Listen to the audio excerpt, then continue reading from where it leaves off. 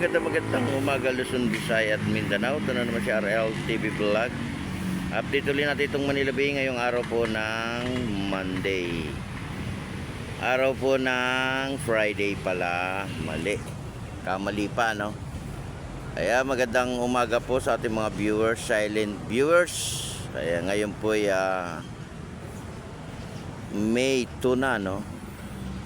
2025. Kaya mag-iingat pa rin tayo at mainit na naman yung ating panahon. Ayan, like and share lang tayo sa ating video ngayong araw po ng Friday.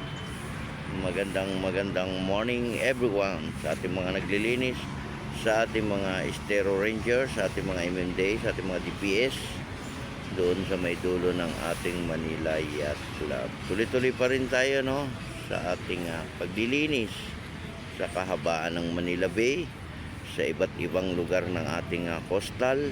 Kaya mag-iingat po tayo lahat, ating mga Estero Ranger ng iba't ibang lugar.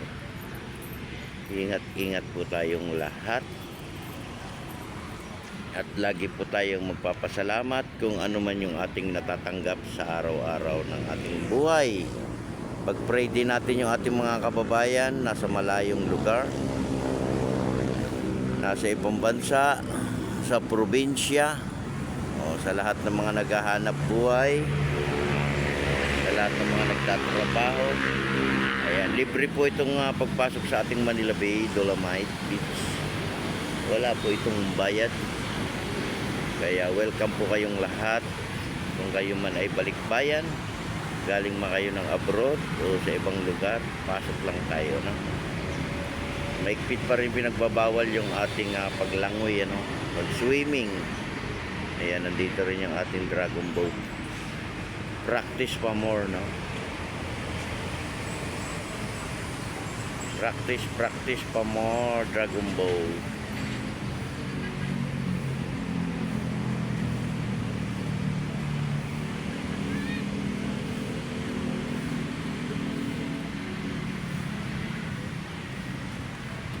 Good morning sa lahat ng mga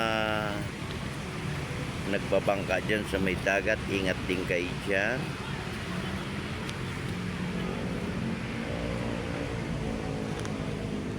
Good morning everyone.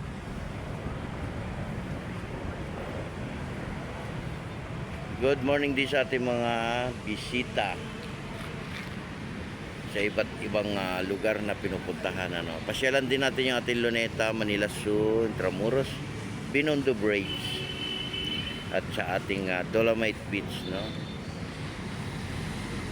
Pwede kayong mag-jogging sa labas, di ba? Jogging pa more, no. Ayan, sarap ng ating umaga, no. Makakalangap tayo ng sariwang hangin, di ba? Hindi na po ito kagaya nung dati. Yung dati marumi, ano, ngayon ay malinis na. Pipil na natin yung kalinisan ng Manila Bay, no? Diba? Napakaganda na ng simoy ng hangin. At nakakapaglaro na tayo rito. Nadadala na natin yung ating mga senior, ating mga kids, no? At nakakapag-relax na tayo dito sa may area ng ating Manila Bay, kung saan man tayo area na mamasyal. Nakakapag-relax na kayo, nakakapapainit kayo ng likod, nakakapag-exercise ng ating katawan.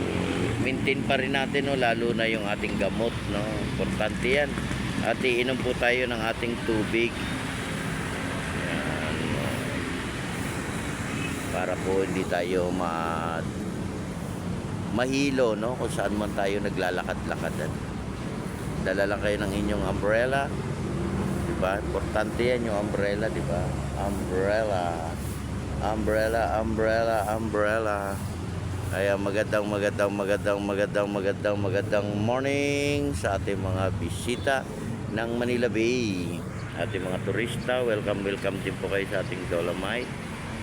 Sa lahat-lahat po ng mga bumibisita sa ating Manila Bay, magandang umaga po and God bless everyone.